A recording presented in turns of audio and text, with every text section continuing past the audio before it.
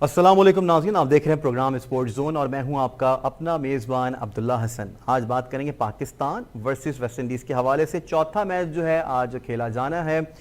इससे कबल जो है 3 मैचेस के हवाले से आपको ये बताता चलूँ कि पहला मैच पाकिस्तान ने सनसनीखेज मुकाबले के बाद 7 रन से अपने नाम कर लिया था, लेकिन उसके बाद 2 मैचेस जो थे वो बारिश की नज़र हो गए। लेकिन आज के मैच के हवाले से थोड़ी सी बात ये करना चाहूँगा कि आज बाबर आजम क्या धमाका करना चाह रहे हैं, क्या ये सीरीज अपने नाम कर पाएंगे या नहीं कर पाएंगे। अगर बात कर ली जाएगी हफीज़ की, हफीज़ ने बेहतरीन बॉलिंग की थी, लेकिन ऐसा ना हो कि हफीज़ की बॉलिंग के ऊपर जो है कुछ बातें ऐसी भी हो रही हैं कि ये भी कहा जा रहा है कि कंट्रोवर्शियल भी चीज़ें हो सकती हैं, जो कि अल्लाह पाक करे कि ऐसा ना हो।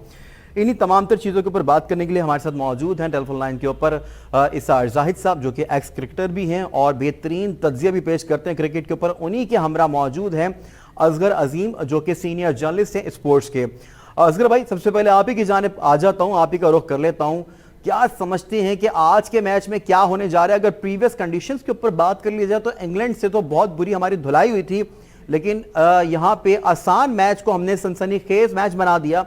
उसके बाद आज ये चौथा मैच है।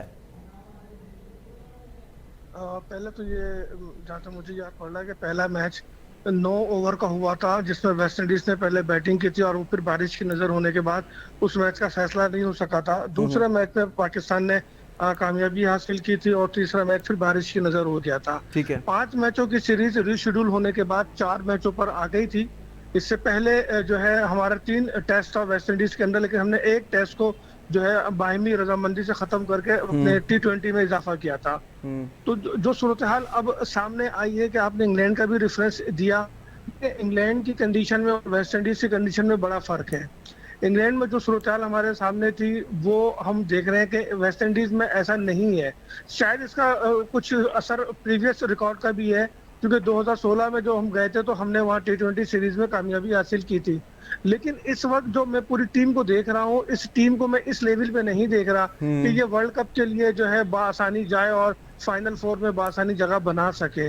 मुझे इस पूरी टीम के अंदर सबसे जो ज्यादा मुझे हैरत हो रही है वो ये हो रही है कि हमारे पास अब कोई 1 मैन शो बॉलर नहीं रहा जो विकेट ले सके। गो के T20 में बहुत मुश्किल होता है बॉलर का परफॉर्म करना और उसकी कारकर्दगी को, लेकिन फिर भी हमें एक ऐसे बॉलर की जरूरत है जो T20 में कुछ असर रख सके और सामने वाले को जो है वो कुछ डरा सके अपनी बॉलिंग से। लेकिन बैटिंग की अगर मैं देखूं तो मैं हफीज बैटिंग में नाकाम जरूर हुए हैं, लेकिन हफीज को एज ए ऑलराउंडर इस्तेमाल किया गया और मैं समझता हूँ कि बहुत देर की मेहरबान आते आते हफीज को बहुत पहले इस्तेमाल करना चाहिए था, उनको जाया किया जा रहा था। और ये सब जो है टीम मैनेजमेंट की अपनी पॉलिसी थी और जो है पाकिस्तान क्रिकेट बोर्ड के एक बहुत ही बाअसर शख्सियत जाकिर खान का हाथ है, जो हफीज को तबाह से तबाह तर करने पे तुले हुए। उनके अपने जाती इख्तलाफात हैं, अपने जाती इश्यूज की वजह से वो उसको तबाह कर रहे हैं। लेकिन शुक्र है कि टीम मैनेजमेंट ने थोड़ा सा होश लिया, मीडिया पे होने वाली तनकीद का उन पर असर हुआ और उनने हफीज को बॉलिंग के लिए लेकर आए।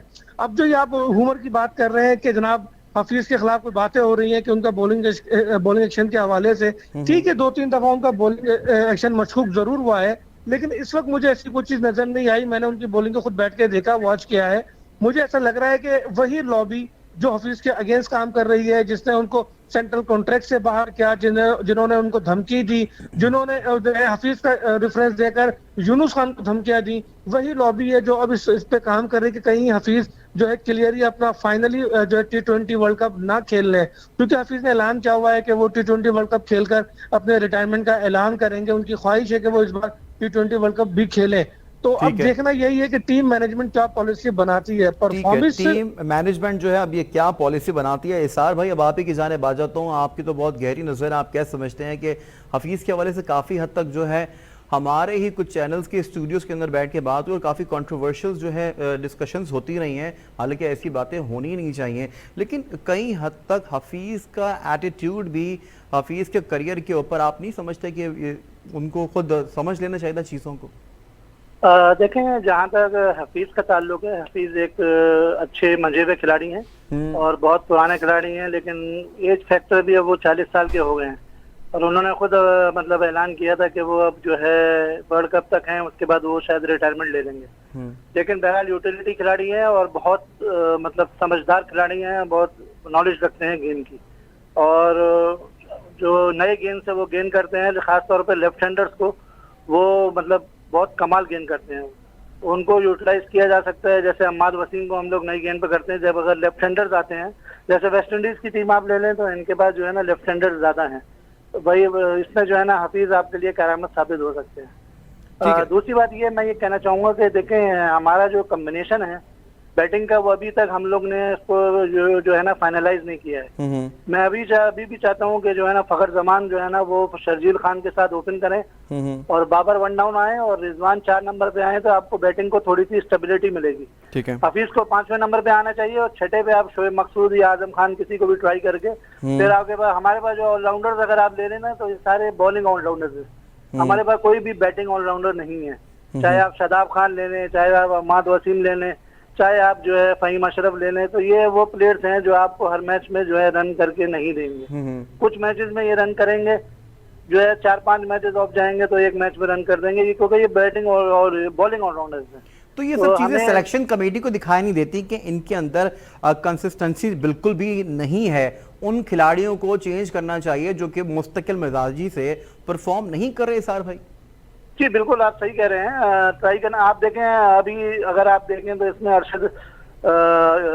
अरशद इकबाल एक लड़का लेके गए हैं, वो भी अच्छा बॉलर है, उसको भी चांस देना चाहिए। दूसरा ये मुझे ये नहीं समझ में आया कि वर्ल्ड कप जो है वो यूएई में हो रहा है, तो हमने अम्माद वसीम को जब आपने इंग्लैंड में उसको खिलाया तो आपने यहाँ उसको क्यों बैठा दिया? सही। आपको तो उसको खिलाना चाहिए, आपको कॉन्फिडेंस देना चाहिए उसको। अब आप इसी तरह उस्मान कादिर को आपने नहीं खिलाया, अब वो उसका कॉन्फिडेंस शेक हो गया। वो जो मैंने उसको देखा है, जो इसने गेंद की है, वो बड़ा मतलब डर डर के गेंद कर रहा था। जो उसने सेकंड वनडे में जो उसने गेंद की है, बहुत डर डर के गेंद कर रहा था। तो अरशद इकबाल को, असगर भाई आपकी तरफ आ जाता हूँ, बहुत जबरदस्त बात कर दी। अरशद इकबाल को आपको ऐसा नहीं लगता कि हमने इंग्लैंड में भी बहुत मिस किया था? नहीं, मैंने बिल्कुल मिस नहीं किया उसको, बल्कि मैं समझ रहा हूँ कि तजर्बे का वक्त खत्म हो गया है। अब फाइनल 15 प्लेयर्स पे बात की जाए, फाइनल 15 प्लेयर्स के हवाले से काम होना चाहिए। अब जिसको ले गए ठीक है, उसको सैर व तफरी कराएं और वापस लाके बैठा दें, क्योंकि अब इतना टाइम नहीं है हमारे पास, वरना हमारा हाल वही world cup one day ODI world cup वाला होगा कि हम आखिरी लम्हात तक तजर्बे पे तजर्बा करते रहे, और जब हम वर्ल्ड कप के लिए गए तो हमारा हशर बहुत ही बुरा हुआ। देखिए यूएई में वर्ल्ड कप है और यूएई के लिहाज से जो टीम इसमें 15 टॉप प्लेयर है उन पे काम किया जाए। मेरे भाई ने बात की कि फखर को ओपनर कराया जाए, मे भी कि फखर जो है वो दुबई में कामयाब हो जाए, लेकिन फखर अब ओपनिंग के लिए नहीं रहे। फखर को चाहिए जो है ना उनको नीचे 5वें 6ठे नंबर पे लाकर तेज तरीन खेलने की उनसे कहा जाए कि आप अब नीचे आकर तेज तरीन गेम खेलें, आप ओपनर के काबिल नहीं रहे। ओपनिंग प्लेयर को अभी छेड़ना बेकार है, क्योंकि बाबर ने और रिजवान ने जो रूट में सेट किया है और जो परफॉर्मेंस उनकी है वो एक आइडियल हो चुकी है, और उनको अगर हम डिस्टर्ब करते हैं तो फिर पूरी टीम डिस्टर्ब हो जाएगी। हाँ, वन डाउन के लिए मैं जरूर कहूंगा कि आजम खान को अगर आपने मौका दे ही दिया है और आप समझते हैं कि आजम खान में कोई सलाहियत है, क्योंकि डोमेस्टिक में तो उनकी बड़ी अच्छी परफॉर्मेंस और उनके बड़े हार्ड हिटर है वो, तो उनकी जगह बनती है वन डाउन की। आजम ऐसा लगे कंफ्यूज दिखाई दिए, बहुत ज्यादा कंफ्यूज किया जा रहा है, एक लॉबी उन्हें कंफ्यूज कर रही है, क्योंकि आजम खान का इस वक्त डेब्यू उनके जहन में नहीं था कि वो होगा। लेकिन जब देखिए आजम ने जब पहला मैच खेला था तो उसने 3 गेंदें खेली थी, और पहली ही गेंद पे उसने जिस एतमाद के साथ बाउंड्री लगाई थी वो इस बात की निशानदेही थी कि इस बच्चे में टैलेंट है, अगर इसको मुस्तकिल खिलाया जाए तो ये परफॉर्म कर सकता है। लोग चाहते हैं कि ये 5वें 6ठे नंबर पर खेले, लेकिन आजम का नेचुरल गेम जो है वो वन डाउन पे ही नजर आएगा कि वन डाउन पे वो क्या परफॉर्म करते हैं। जब तक वो ऊपर के नंबरों पे नहीं खेलेंगे उनकी वो अफादियत जो कि उनकी अपनी बैटिंग नेचुरल है वो सामने नहीं आएगी।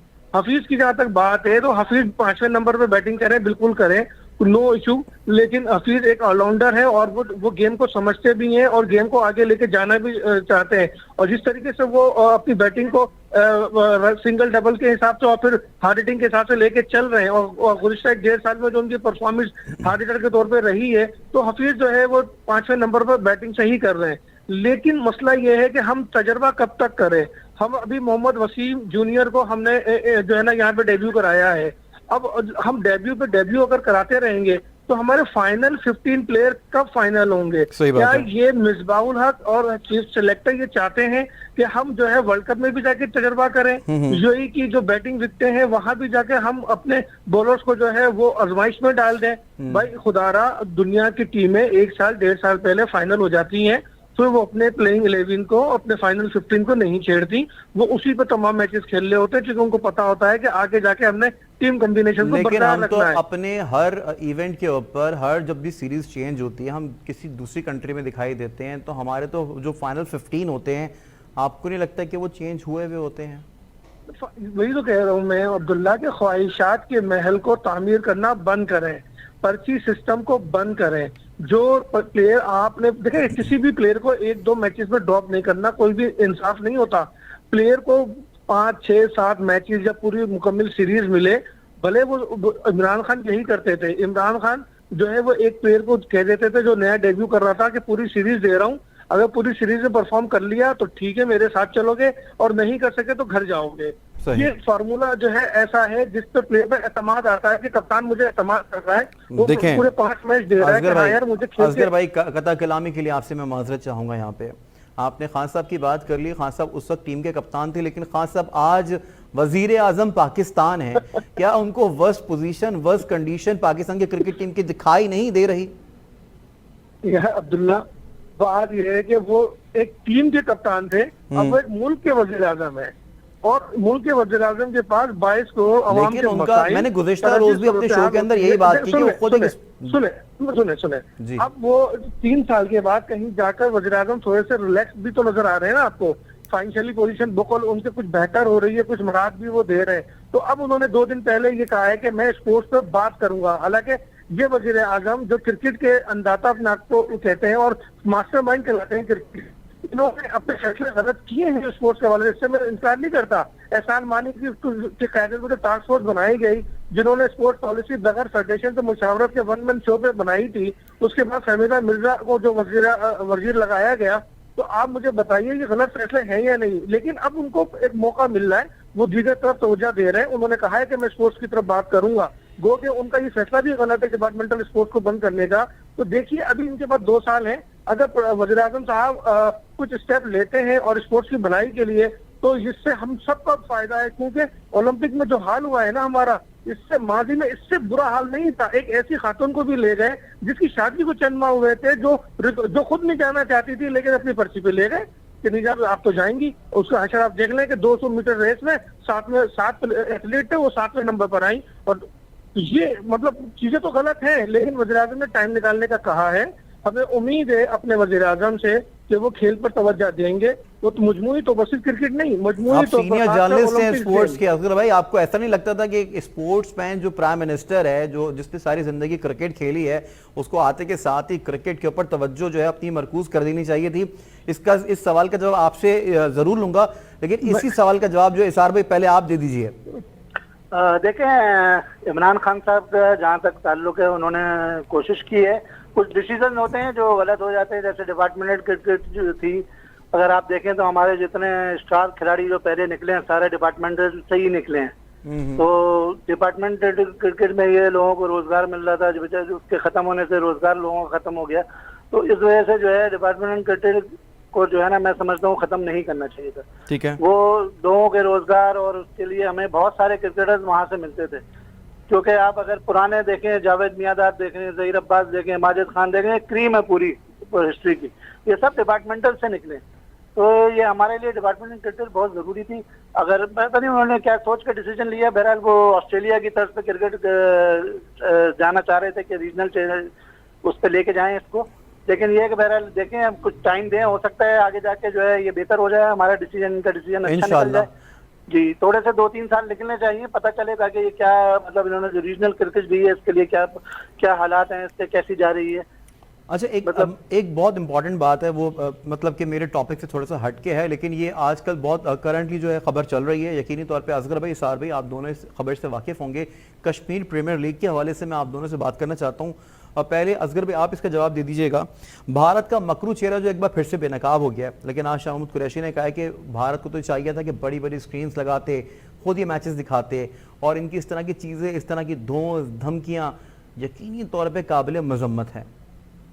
बिल्कुल अब्दुल्ला, काबिल मजम्मत है, बिल्कुल मजम्मत इसकी होनी चाहिए, क्योंकि भारत ने और ऐसे पहली बार मौके पे पाकिस्तान आईसीसी के- हाथ खड़े कर लेता है।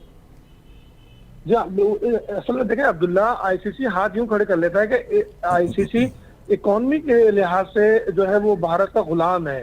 भारत जितनी बड़ी मार्केट है, आईसीसी को सबसे ज्यादा आमदनी वहीं से होती है, तो वो गुलामी कर रहा है भारत की। और फिर आईसीसी में जो उसके ओहदेदारान बैठे हुए हैं वो भी उसके लिए बड़ा अहम रोल अदा करते हैं। भारत ने ऐसा पहली बार तो नहीं किया। आप ये देखें कि जब बिग थ्री का इशू था, वो इशू जब पाकिस्तान ने किसी तरीके से खत्म कराया और कामयाब हुए उसमें, तो उसके बाद ही भारत एक बार फिर खुलकर सामने आया। अब कश्मीर का इशू जो उसने उठाया है वो सिर्फ और सिर्फ अपने लोगों को मुतमईन करने के लिए। आप देखें असगर भाई, पहले चीजें आमने सामने हो रही थी, बिग थ्री उन्होंने सामने बनाई। बनाई थी, अब समझ ले टेबल के नीचे से मामला हल हो रहे हैं।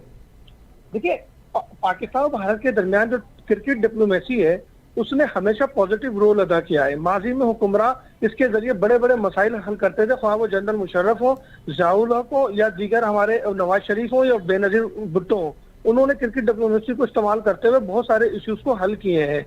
लेकिन इस बार चूंकि इंडिया में एक इंतहा पसंद वजीर आजम है जिसकी नजर में जो है इंसानियत नाम की कोई चीज ही नहीं है, जो जुल्म उसने इंडियन मुसलमानों पर किया है वो जुल्म तारीख में नहीं मिलती। जो लॉकडाउन कश्मीर में लगाया और जो जुल्म के पहाड़ कश्मीर भाइयों पे वो ढा रहा है उसकी कहीं कोई तारीख नहीं मिलती। अब वो ये नहीं चाहता कि उसको कश्मीर प्रीमियर लीग से इशू नहीं है, इशू लफ्ज कश्मीर से। वो नहीं चाहता कि लफ्ज कश्मीर पूरी दुनिया में गूंजे, लफ्ज कश्मीर की गूंज उसके कानों में आए, ख्वाब में डर के उड़ जाए कि अरे कहीं कश्मीर मेरे हाथ से निकल तो नहीं गया। वो इस खौफ में मुब्तला है। कश्मीर प्रीमियर लीग हर सूरत होनी चाहिए।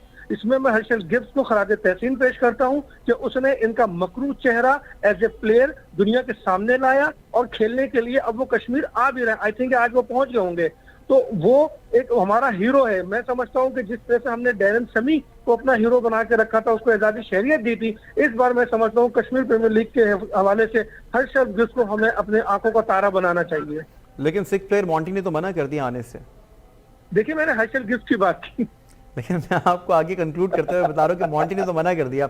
हर कोई तो आने को तैयार नहीं है ना। फिर देखिए, बात यह है कि पानी का एक कतरा और फिर कतरे पे कतरा जब गिरता है तो दरिया, और दरिया जो है वो बनता है समंदर। हर्षल गिब्स वो कतरा है कश्मीर के लिए जिसने इंटरनेशनल बिरादरी को जगाया है। उसने तमाम बोर्ड्स को ये मैसेज दिया है कि इंडिया की ब्लैकमेलिंग में ना आए और अपने प्लेयर को कश्मीर भेजें। कश्मीर अमन जगह है और कश्मीर जो है वो जन्नत की वादी है, और इस जन्नत की वादी को जो है देखने के लिए, यहाँ खेलने के लिए, इसे आबाद करने के लिए अगर एक अच्छी कोशिश हो रही है जिसमें हमारे लोग इन्वॉल्व हैं, जिसमें पीसीबी इन्वॉल्व है, जिसमें हमारे फोर्सेस सिक्योरिटी के हवाले से इन्वॉल्व हैं, तो हम समझते हैं कि इसको पॉजिटिव लेना चाहिए और पूरी दुनिया के बोर्ड को चाहिए कि अपने प्लेयर को कश्मीर भेजे। हो सकता है पहले एडिशन में वो घबरा रहे, अगले एडिशन में आ जाए और इससे ज्यादा तादाद हो। हर्षल गिब्स के लिए तो खराज तहसीन है, लेकिन इसार भाई आप नहीं समझते कि मॉन्टी के इनकार से हौसले मजीद बुलंद होंगे? नहीं, मैं समझता हूँ, देखें इंग्लिश क्रिकेट बोर्ड जो है वो और ऑस्ट्रेलिया क्रिकेट बोर्ड वो बिल्कुल जो है इंडिया के हाथों में खेलता है और इनकी बिल्कुल उनसे जो है ना बिल्कुल मिलाप है। जो इंडिया कहता है वो करते हैं वो। इसी तरह आईसीसी भी जो है ना बिल्कुल इंडिया से मिला हुआ है। असगर भाई ने सही कहा, उनको फाइनेंशियल जो है ना इंडिया से सपोर्ट हासिल है, जिसकी वजह से जो है वो जो है इंडिया को जो है ना आंख बंद करके सपोर्ट करते हैं। मतलब बज़ाहिर बिग थ्री खत्म हो चुके हैं, लेकिन कहीं ना कहीं बिग थ्री अपना काम कर जाता है।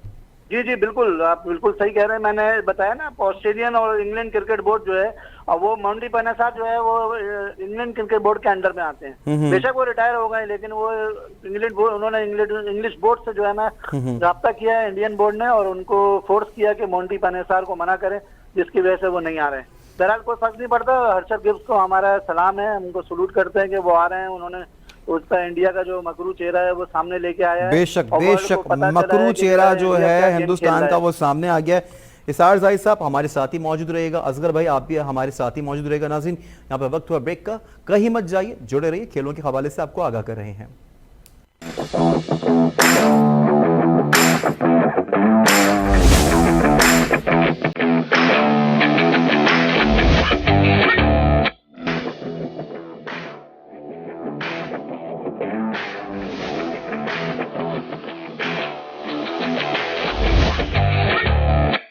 वेलकम बैक नाज़रीन। यहाँ पे बात हो रही है पाकिस्तान बामुकाबला वेस्ट इंडीज़ के हवाले से। आज जो है चौथा मैच खेला जाएगा पाकिस्तान बामुकाबला वेस्ट इंडीज़ का, लेकिन बात सारी की सारी ये है कि दूसरा मैच तो पाकिस्तान ने अपने नाम कर लिया था, लेकिन आज के लिए पाकिस्तान ने क्या अपनी स्ट्रेटजी बनाई हुई है, कैसे बाबर आजम कप्तानी करेंगे, बॉलिंग में आज उनको क्या करना पड़ेगा। जैसे कि असगर अजीम भाई ने यही बताया कि अब पहले जैसी बॉलिंग में बात नहीं रही है, बल्कि अगर फील्डिंग की बात कर ली जाए तो फील्डिंग हमारी मज़ीद अच्छी होने के बजाय वर्स्ट होती चली जा रही है। पहले एशिया की टीमों की जब भी बात की जाती थी तो ये कहा जाता कि एशिया की तमाम तर टीमें यानी कि श्रीलंका, पाकिस्तान और हिंदुस्तान, इन तीनों की फील्डिंग इतनी बेहतरीन, इतनी बेहतर नहीं थी, लेकिन हिंदुस्तान ने और श्रीलंका ने, उनको अप्रिशिएट किया जाना चाहिए इस बात के ऊपर कि उनकी फील्डिंग अब पाकिस्तान से काफ़ी बेहतर हो गई है। लेकिन पाकिस्तान की फील्डिंग अभी भी कहीं ना कहीं कॉम्प्रोमाइजिंग है, उस तरह से फील्डिंग नहीं की जाती है, कैचेस ड्रॉप कर दिए जाते हैं। सिंपल सी बात है, कैचेस विन मैचेस, लेकिन वैसा कुछ देखने में आता नहीं है। या हत्ता के प्लेयर्स को ग्राउंड के ऊपर, ग्रासी ग्राउंड के ऊपर भी डाइव लगाने में भी काफ़ी हद तक कबाहत है। मैं तनकीद इसलिए कर रहा हूं कि तनकीद बराए तनकीद नहीं है, ये तनकीद बराए इसलाह है। इससे पाकिस्तान की क्रिकेट टीम को सीखना चाहिए, आगे बढ़ना चाहिए। दीगर क्रिकेट के मुबस्सरीन भी, उनका भी यही कहना है और यही मानना है। तो बात कर लेते हैं असगर भाई के। असगर भाई, आपकी जानिब आ जाता हूँ, साथ ही साथ इसार भाई भी हमारे साथ मौजूद हैं। आजम खान के हवाले से आप बात कर रहे थे, लेकिन काफ़ी लोगों का ये कहना है, अगर आप पर्ची की बात करते हैं तो ये कहा जाता है कि मोइन खान के साहबजादे हैं आजम खान, इस वजह से टीम में यह है, इनसे बेहतर भी हमारे पास ऑप्शंस मौजूद थे। जब एक साथ तीन भाई खेल रहे तो उस वक्त तो किसी ने आवाज नहीं उठाई, लेकिन वो परफॉर्म कर रहे थे, लेकिन वो परफॉर्म भी कर रहे थे। कौन से परफॉर्म कर रहे थे? कामरान अकमल कीपिंग बाहर करके अंदर लाए थे। अदनान अकमल को जबरदस्ती अंदर लाया गया था बाहर करके भाई, एक साथ तीन भाई और तीनों विकेट कीपर, लेकिन परफॉर्म भी कर रहे थे। उमर भी परफॉर्म कर रहे थे, उमर हार्ड हिटर है भाई। कौन सी परफॉर्मेंस कर रहे थे? साजिशें कर रहे थे, मैच फिक्सिंग में इन्वॉल्व थे। ये वही लॉबी थी ना जिसने जुल्कर ने इनको भगाया था अपने भाइयों को एडजस्ट करने के लिए। लेकिन असगर भाई, आपको नहीं लगता इतना ही दर्द भरा दिल आपको उस्मान कादिर के लिए भी रखना चाहिए था? उस्मान कादिर को इन्होंने इंग्लैंड में उस तरह से खिलाया नहीं, यहाँ पे लाके खिलाया। मैं उसी तरफ आ रहा हूँ कि ये इसका बेटा है, ये उसका भाई है। देखिए, इस तरह से प्लेयर का मुहाल तो फिर आपकी आवाज में डिस्टॉर्शन आ रहा है असगर भाई, कैसी ऐसी जगह मुंतकिल हो जाए, आवाज आपकी ठीक है। देखें, क्या एक क्रिकेटर को ये हक नहीं कि उसके बेटा, उसका भाई जो है वो क्रिकेट में आए? हम के हक क्यों जो है गजब करने को लगे रहते हैं? उस्मान आपने एहतजाज देखा था इंग्लैंड के मैचेस के बाद, जो एहतजाज हो रहा था वो देखा था आपने? यार भाई, लोगों का तो काम है ना, असल तो परफॉर्म है। प्लेयर को मौका मिले, प्लेयर परफॉर्म करे अपने। उनका वेट तो इशू है ना, वैसे वो स्ट्रोक खेल के आगे खेल के वापस मुड़ नहीं सकते स्टंप्स पे। जब इंजमामुल हक आए थे तो वो आलू खिलाते थे, आलू की आवाजें आती थी ग्राउंड से, तो क्या इंजमाम घर चले गए? इंजमाम और आजम खान, असगर भाई खुदा का खौफ करें, जमीन और आसमान का फर्क है। किस बात का फर्क है? परफॉर्मेंस के बारे में बात कर रहा हूं मैं। सुन लेना यार, इंजमाम हीरो कब बना? इंजमाम हीरो कई मैचेस खेलने के बाद बना। अभी तो आजम ने अभी तो पैर रखा है। आपको मुझे बता, विवर रिचर्ड जो है वो हीरो कब बने? अपना ब्रायन लारा वो हीरो कब बने हैं? अपना ब्रायन लारा पहले मैच में आउट हुए, उनकी विकेट भी जो है इसने ली, अपना इंजमामुल हक ने ली थी। उसके बाद वो माइनस हुए, उसके बाद फिर ब्रायन लारा कितना आगे गए। तो भाई, प्लेयर को मौका नहीं दोगे, उसको टाइम नहीं दोगे, तो आप उसकी फिजिकली चीजों को देखकर, भाई मेरे वो जितना लचक इस बॉडी में रखता है उसको उतना मौका तो मिले ना यार, वो खेले तो सही। आप खेलने का मौका ही दिए बगैर जो है ना, एक तूफान, एक हंगामा खड़ा किया हुआ और एक ऐसी मखसूस लॉबी, मैं नाम लेना नहीं चाह रहा, वरना मेरा दिल इतना जो ना अफसुर्दा होता है कि ये लॉबी हमेशा कराची के खिलाफ आवाज नाम ले ले, मैं किसी को नहीं बताऊंगा असगर भाई। ये नहीं, आप बताएं ना, बताएं, पूरी दुनिया सुन रही है।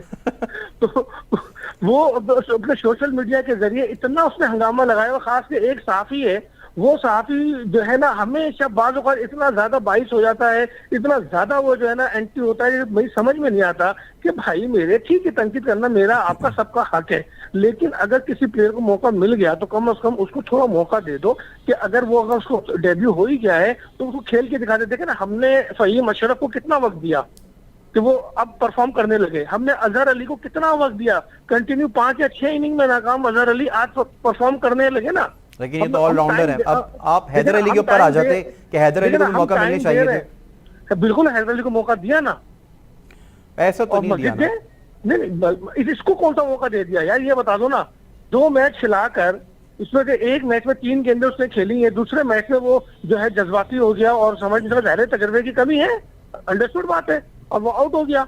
ठीक है, 2 मैच की परफॉर्मेंस पे आप किसी को कैसे कोई बात कर सकते हैं? अच्छा, ये तो आप मानेंगे ना वेट रिड्यूस तो करना चाहिए ना इसे। फखर जमान कंटिन्यू। अच्छा, आप ये तो मानेंगे ना कि वेट रिड्यूस करना चाहिए। किसको? आप ये तो मानेंगे ना कि वेट कम करना चाहिए आजम खान को? भाई इसने अपना वेट कम किया है, ये कर रहा है, ये और कम करना चाहिए, बिल्कुल कम करना चाहिए उसको। अभी कम करने के बाद इस तरह के दिखते हैं। जी हाँ, इससे पहले इसका वेट नहायत मादरत के साथ जो उनके चाहने वाले भी हैं, असल में मैं चाहता हूं कि टीम में बेहतरी आ जाए, वो हमें रिप्रेजेंट करते हैं पूरी दुनिया में। मेरी बात सुन ले अब्दुल्ला, जब ये अंडर 19 खेलते थे और अंडर 19 में ये परफॉर्म करते थे ना, तो इनका वेट इससे बहुत ज्यादा था। इन्होंने अपना वेट कम करने के बाद इस फिजिकल में आए। अच्छा, फिर स्क्रीन पे वैसे भी जो है ना जिस्म जो है वो ज्यादा कुछ फैला सा लगता है ना टीवी स्क्रीन पे। आप फिजिकली अगर जाके देखेंगे तो आपको प्लेयर वैसा नहीं लगता। तो कहीं की कहीं बात लेके जा रहे हैं। अब मैं इसार भाई की तरफ चला जाता हूँ, उनसे भी उनकी भी राय मालूम कर लेता हूँ। इसार साहब, काफी हद तक जो है ना काफी मुबस्सरीन है क्रिकेट आप ही की तरह बैठ के, मतलब कि असगर भाई तो खैर फेवर की बात भी कर रहे हैं, सिर्फ फेवर की बात नहीं कर रहे, उनकी राय अपनी जगह बिल्कुल दुरुस्त है, मैं इख्तिलाफ बिल्कुल भी नहीं रखता उनसे, क्योंकि उनका यही कहना है और यही मानना है कि चांसेस देने चाहिए। मैं भी ये समझता हूँ कि मोदी चांसेस देने चाहिए, क्योंकि दीगर प्लेयर्स को भी चांसेस बहुत दिए जाते हैं। लेकिन फिर भी कहीं ना कहीं ये ज़रूर सुनने में आया है कि मोइन खान के साहबजादे हैं, इसलिए टीम में इनकी जगह बन गई, इनसे बेहतर ऑप्शंस भी मौजूद थे। इसार जाहिद साहब टेलीफोन लाइन पर मौजूद है हमारे साथ। असगर भाई आप ही की जानिब आ जाता हूं। अब बात कर लेते, जैसा कि आपने बात कर ली आजम खान के हवाले से, फ़हीम अशरफ के हवाले से, लेकिन फ़हीम अशरफ की भी कोई जबरदस्त किस्म की कोई बेहतरीन परफॉर्मेंस रही नहीं है पीछे। मौजूदा 3-4 ऑलराउंडर्स में से एक फ़हीम अशरफ का नाम आता है, लेकिन फ़हीम अशरफ की परफॉर्मेंस कम से कम अम्माद वसीम से तो अच्छी है ना। लेकिन आपको ये नहीं लगता कि अब इमाद वसीम की वापसी हो जानी चाहिए एटलीस्ट शादाब की जगह पे? शादाब में जो अब उनको जो बेनिफिट मिल रहे हैं ना, वैसे तो आपकी बात सही है, मैं एग्री करता हूँ।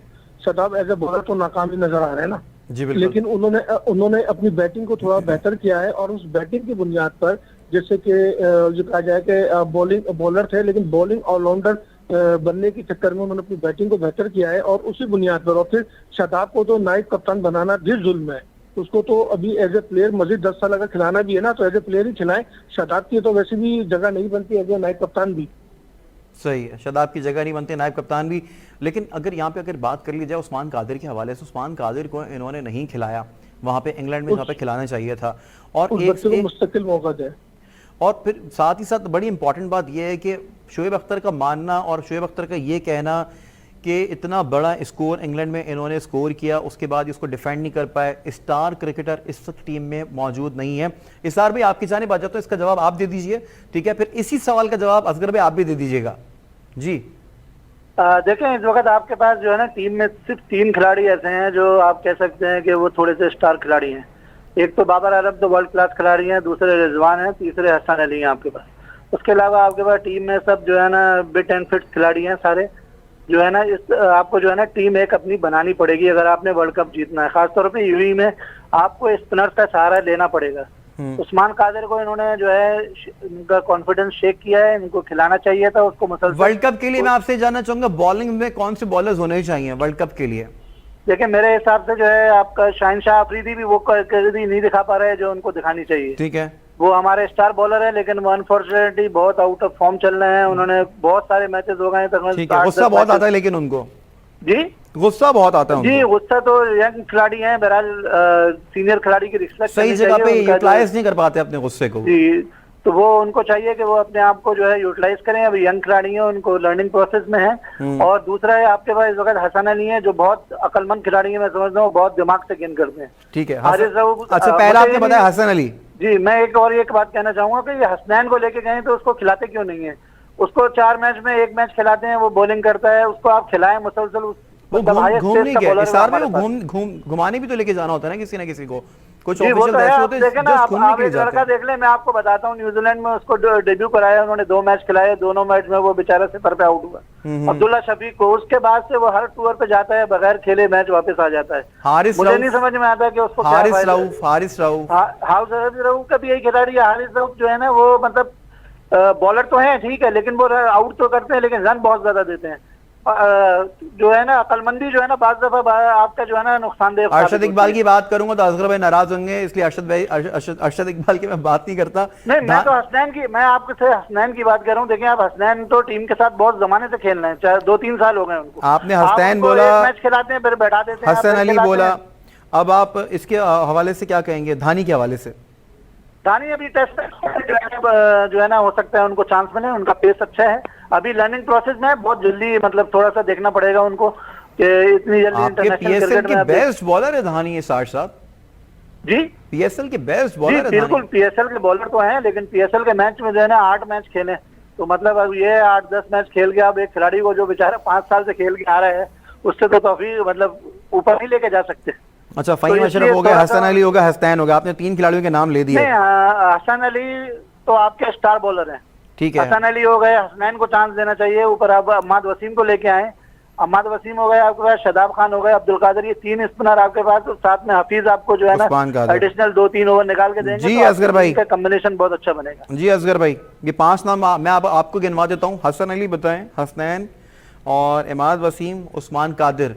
आप क्या समझते हैं कि ये टीम 11 के अंदर पाकिस्तान की, आपको ये जचते हैं आपकी आंखों को? डोमेस्टिक परफॉर्म कर कर अपनी जगह बनाकर आए, और उनकी जो बॉलिंग, उनमें एग्रेसिव जो उनका स्टाइल है वो भी उनको सूट कर रहा है। लेकिन जो हमारे हसनैन के साथ नाइंसाफी की जा रही है, देखिए हसनैन को इंग्लैंड में आपने जब आखिरी मैच खिलाया और उसे एक भी ओवर नहीं कराया, आपने उसको आपने जाया किया। अगर आपको टीम मैनेजमेंट को सोचना चाहिए कि अगर पिच और कंडीशन के लिहाज से हसनैन की जगह नहीं बन रही थी तो वो एक बैट्समैन का इजाफा कर लेते, लेकिन हसनैन को जाया तो नहीं करते। अब हसनैन को एक रेगुलर बॉलर को आप खिलाकर एक ओवर भी ना कराकर तो आप उसकी इंसल्ट कर रहे हैं, आप उसको जो है डिग्रेड कर रहे हैं। तो यही हुआ जो है हसनैन के साथ भी। दो के हसनैन की परफॉर्मेंस इंग्लैंड में अच्छी थी, बेहतर थी, ऐसा नहीं था कि वो बहुत बुरी बॉलिंग कर रहे थे लेकिन वो जो माइंडसेट हमारे यहाँ चल रहा है, उस माइंडसेट ने हसनैन को जो है अगर वो पुराने जो बॉलर में हौसले से पास करने की एक कोशिश कर रहे हैं। मफरूजे के ऊपर अब बात कर लेता हूँ। देखें पहले ये सुन ले कि अब वेस्ट इंडीज में हसनैन को खिलाना चाहिए था, मोहम्मद वसीम को डेब्यू कराने की जरूरत नहीं थी। एक लड़का हमारे पास मौजूद है, इंग्लैंड में परफॉर्म करता आ रहा है, तो फिर उसको जो है वेस्ट इंडीज में कंटिन्यू रखना चाहिए था। वेस्ट इंडीज की विकेटें हसनैन को सपोर्ट करती, लेकिन वहां पे मोहम्मद वसीम जूनियर को जो है वो उन्होंने डेब्यू कराया, हसनैन को फिर जाया गया। तो मेरी समझ में बाद में, इसलिए बार बार कह रहा हूँ कि ये जो 15 प्लेयर हैं हमारे, ये वर्ल्ड कप के लिए फाइनल कब होंगे, कब हम तजर्बात कब तक करते रहेंगे, ये बड़ा इशू है हमारे यहाँ अब्दुल्ला। और जब तक वकार और मिसबा रहेंगे, जब तक वकार और मिसबा रहेंगे, जब तक हम इस तरह से करते रहेंगे। मोहम्मद वसीम के हवाले से इसार भाई मोहम्मद वसीम के हवाले से क्या, देखिए मेरा सवाल रह गया असगर भाई आपसे, आपकी जाने फौरन आता हूं मैं। मोहम्मद वसीम के हवाले से क्या कहेंगे आप इसार भाई? देखें, मुझसे बात कर रहे हैं? जी जी इसार भाई, आपकी जाने। मोहम्मद वसीम देखें अच्छे टैलेंटेड खिलाड़ी हैं, वो भी डोमेस्टिक से ऊपर आए हैं और उनको ट्राई किया, ठीक है, लेकिन मैं समझता हूँ जैसे असगर भाई ने कहा है, हसनैन के साथ बिल्कुल नाइंसाफी हुई है। वो 2 साल से 3 साल से आपके साथ टीम में खेल रहा है, आप हारिस रऊफ को तो खिलाते रहते हैं, वो पिटता रहता है, आप उसको खिलाते रहते हैं, उसकी कोई इतनी ज्यादा परफॉर्मेंस कहीं बिग बैश पे किसी अरसे में, किसी जमाने में उन्होंने 2 विकेटें ले ली थी, 3 विकेटें ले ली थी। जी जी, अब आप देखें तो उनकी परफॉर्मेंस 8-10 मैचेस में बिल्कुल इतनी अच्छी नहीं है, लेकिन आप हसनैन को जो है ना मुसलसल आप उसको 1 मैच खिलाते हैं, 4 मैच बिठा देते हैं, और 1 मैच जिस मैच में खिलाते हैं बॉलिंग भी नहीं देते आप उसको, तो उसको खिलाने का फायदा क्या है? इसी तरह आप जो है ना उस्मान कादिर के साथ आपने किया हुआ है। देखिए बॉलर का जब तक आदमी क्रिकेट खेलेगा नहीं ना, तो उसको कॉन्फिडेंस नहीं आएगा। जो क्रिकेट खेला हुआ है ना, वो ये बात जानता है कि जितना आप खेलेंगे, प्रैक्टिस से कोई कॉन्फिडेंस नहीं आता। जब तक आप मैच खेलेंगे नहीं, जब तक आपको कॉन्फिडेंस नहीं आएगा। और ये जो है ना क्रिकेट है कॉन्फिडेंस का खेल, जब आपको कॉन्फिडेंस, बुरा कोई भी नहीं होता इसमें, लेकिन कॉन्फिडेंस तो हमारे ऑफिशियल्स खुद ही खींच लेते हैं ना पवेलियन में बिठा के। बिल्कुल, ये तो देखे ना, खुद ही निकाल लेते हैं। लाइकिंग डिसलाइकिंग, ठीक है, मैंने असगर भाई आपसे, मेरा एक सवाल मिस हो जाएगा आपसे, बात तो मफरूजी के ऊपर है, लेकिन ये पाकिस्तान है, पीसीबी है, कभी भी कुछ भी हो सकता है। वहाब रियाज, मोहम्मद आमिर, क्या आपको नहीं लगता कि इनकी कमी हमें कहीं ना कहीं महसूस होती है? मुझसे पूछ रहे हैं? जी जी असगर भाई आपसे पूछ रहा हूँ।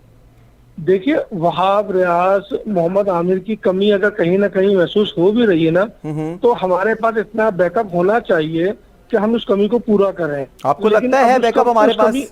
वही मैं कह रहा हूँ, इस कमी का रोना रोके ये कहीं नहीं जरूरी कि हम इन दोनों प्लेयर को वापस ले आए। देखिए, हमारे पास बॉलर्स हैं, तलाश करने वाली आंखें चाहिए, ढूंढने वाले सिलेक्टर चाहिए, गली कूचों में जाने वाले लोग चाहिए। अब हमारे यहाँ तो अब ऐसे ऐसे लोग क्रिकेट में आ रहे हैं जो खिलाड़ियों को गालियां बकते हैं, खिलाड़ियों से बदतमीजी करते हैं, उनके साथ जो हाथापाई करते हैं, ये ऑफिशियल कर रहे हैं। तो ये जब कल्चर आएगा तो ढूंढने वाले आंखें कहाँ से लाएंगे आप? क्या वसीम अकरम अचानक नहीं आए थे? क्या जावेद मिर्जा ने उन्हें नेट से उठा के नहीं लेकर आए थे? क्या तौसीफ अहमद को अचानक लेकर नहीं आया गया था? तो क्या उनके लिए क्या कोई बहुत बड़ा कैंप लगाया गया था? कहीं से दरियाफ्त हुए थे वो लोग थे जो उस वक्त के सिलेक्टर जो है ग्राउंड में जाते थे। इमरान खान इंजमाम को लेकर आए, सिर्फ नेट पे एक दफा देखा और कहा कि तुम आ जाओ। तो ये बड़ा एक चेंज है हमारे यहाँ। ये लैपटॉप सिलेक्शन कमेटी जब तक फील्ड सिलेक्शन कमेटी में तब्दील नहीं होगी, हमारे पास टैलेंट नहीं आएगा। ये जो एवरेज टैलेंट आ रहा है 2-4 मैच के बाद फ्लॉप हो जाता है, इसकी वजह यही है कि हम लैपटॉप पे सिलेक्शन कर रहे हैं, प्रैक्टिकली नहीं देखते कि कौन सा प्लेयर कितना वर्थ रखता है, कितनी उसका स्टेमिना है, कितना वो जो है फिट है। लेकिन मुसीबत यही है कि हम जदीद बोर्ड की जदीद क्रिकेट को फॉलो करने के लिए अपना जो असल सिस्टम है वो फरामोश करते जा रहे हैं। दुनिया के कौन से सिलेक्टर्स हैं जो ग्राउंड में नहीं जाते, जो ग्राउंड में जाके मैचेस नहीं देखते, जो प्लेयर को वॉच नहीं करते? भाई देखिए, लैपटॉप पे डेटा मिलता है, फिटनेस नहीं मिलती। सही बात है, लैपटॉप पर डेटा मिलता है, बाकी मुसलसल जो कंप्लीटली जो डिटेल होती है वो नहीं मिलती है।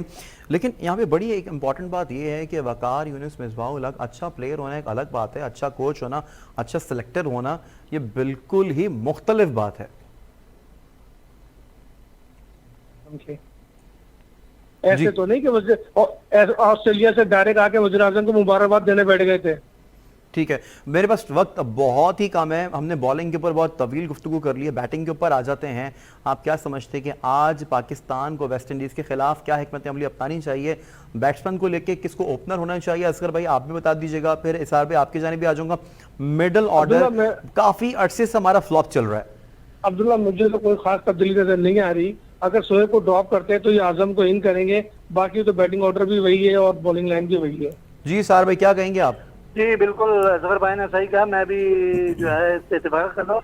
फखर जमान को ओपन देखना चाहता हूँ, क्योंकि अगर आप रिजवान को ट्राई करने में कोई हर्ज नहीं है ना, आप एक मैच में ट्राई करके देखें उसको, क्योंकि आपकी बैटिंग लाइन को मिडिल ऑर्डर आपका बिल्कुल फ्लॉप चल रहा है। मिडिल ऑर्डर आप देख लें, आप 6-7 मैचेस हो गए बिल्कुल फ्लॉप मिडिल ऑर्डर आ रहा है। ऊपर से फर्स्ट सेकंड थर्ड रन करते हैं आपके, और मिडिल ऑर्डर बिल्कुल जो है ना आपका फ्लॉप जा रहा है। तो आपको थोड़ी सी स्टेबिलिटी चाहिए। देखिए, बाबर नंबर 3 पे आएगा ना तो आपको जो है ना मूव ओवर मिलेगा, वो कंटिन्यू कर सकता है, 18-19 ओवर तक वो गेम को लेके जा सकता है।